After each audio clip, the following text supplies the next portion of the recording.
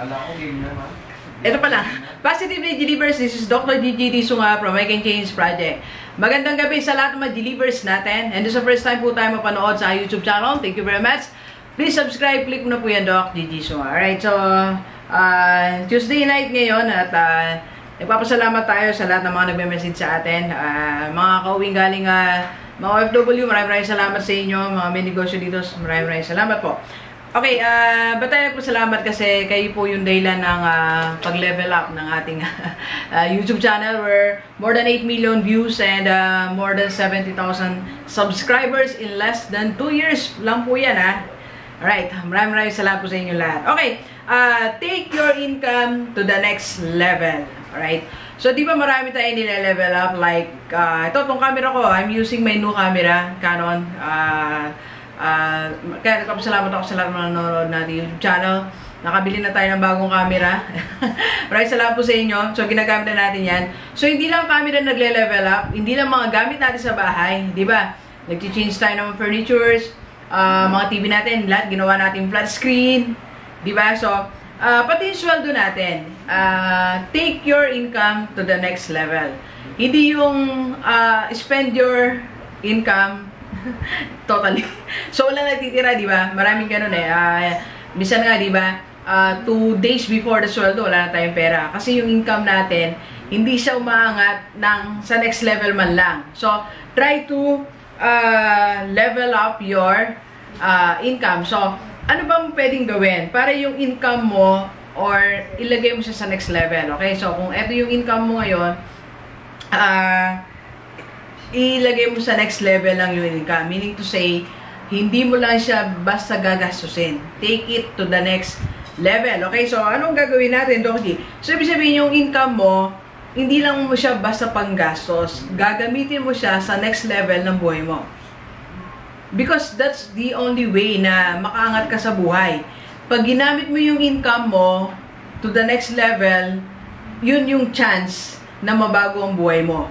Pero hanggat yung income mo, nandun lang siya sa first level, ginagastos mo lang siya, pinababayad ang bills, pinagagastos, pinanggagala, hanggat ganyan ang structure ng yung income, so walang mangyayari sa buhay natin.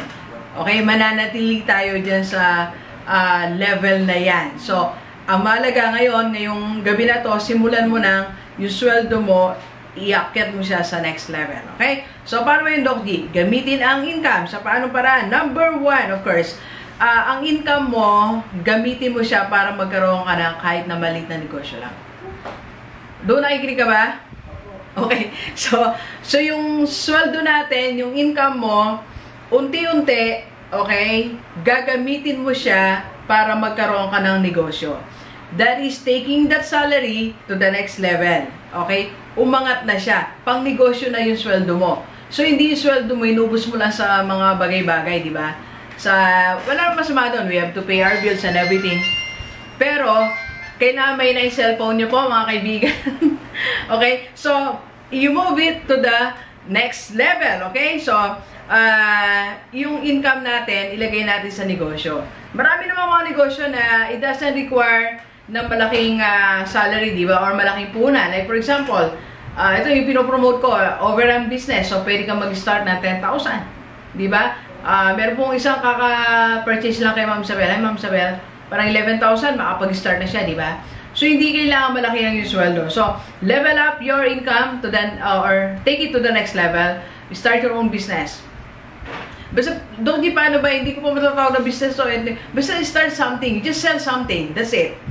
Okay? Alam niyo, may mga kakilala ako pagka-sweldo nila, every other month, okay? Nag-iipon sila mga 7,000, 8,000. Lumuluwas sila sa Divisoria, sa Baclaran, bumibili ng mga items, tapos ibebenta nila. Diba? You just sell something. Para yung sweldo mo, hindi mo lang siya panggastos, pang negosyo pa rin siya. Alright? Second, how to take your income to the next level. By the way, I got the term next level, take your income to the next level. Hindi po masyadong nabasa, pero from the Millionaire Success Habits. Pagkabasa ko kasi, pagkakuha ko nung term na yun binito ko na muna to, ang dami ko nang ang dami nang pumasok sa isipan natin. Okay? And number 2 is, take your income to the next level, you buy paper assets. So, ito yung mga sa stock markets, di ba? Yung mga investment natin. So, you buy paper assets. Ang dami mong pwedeng pagpilian, di ba? So, mula sa mutual funds, UITF, corporate stocks, and others. So, marami kang pwedeng gawin. So, if you want to know the details of this, if you want to know more, so pwede kitang i-coach, message mo lang ako, 0939-525-4311 para sa yung how to buy paper assets na safe. Diba? Tandaan natin, di tayo dapat may scam. So, bawal magpa-scam. Alright? So, kaya kailangan mag-ingat tayo. So, bibigyan ko po kayo ng mga tips paano natin malalaman kung scam ba yan o hindi. Okay? So, you buy your paper assets, buy your investment. Alright? And number 3. Yan. Number 3, to take your income to the next level is buy something that can improve yourself. Okay? Huwag natin kalimutan yung self-improvement. Okay? Because self-improvement ay isang, susi natin. Siya yung isang magdadala sa atin sa next level ng buhay natin. You have to improve yourself. Mula sa vocabulary mo, sa knowledge, skills, sa pananamit mo and everything, total package yan. It's just like rebranding yourself. Alright, so you have to rebrand yourself. Magsimula tayo sa mindset natin, magsimula tayo sa iniisip natin mga binibili natin mga books. So you have to buy books, di ba? You have to attend seminar. You spend your money there para yung pera mo umakyat sa next level. Hindi siya nasayang. Hindi lang siya pinampanood ng sine, hindi lang siya pinang-date. Hindi lang siya pinambayad ng kuryente, ng bill ng cellphone, or anything, or something like that, okay? And number 4 na taking your income to the next level is start your real estate investment. Hindi naman siya biglaan, pero pwede kang, may mga binebenta kasi na mga lupa na, or any real estate investment like subdivision, apartment na, or may bahay na house and lot na installment. So you can start buying that as an asset. Okay, pwede natin siyang you can buy it using your income, so using your bonus, using your incentive. Okay, and number 5. Okay, number 5, take your income to the next level. Okay, so you buy something na pwede mo ipa-rent, magbigay ng additional source of income. For example, bumili ka ng van, bumili ka ng kotse, ipa-rent natin, di ba? So, that will give you an income, di ba? So, halimbawa, ako, may isang OFW na kinoach ko, isa sa mga naunang na-coach ko, meron siyang parang, di ko alam kung 3, 5 tricycle, di ba? So, everyday, binibigyan siya ng 200 na income. So, 2 times 5, that's 1,000. 2 times 5? Yeah, 1,000 pesos. So, 1,000 ang kanyang income na daily, So, yung mula doon sa sweldo niya, yung sweldo niya, nag-take to the next level. So, nagkaroon siya ng other source of income. Okay? So, delivers ilan lang yan sa pwede natin gawin. Pwede mong gawin sa yung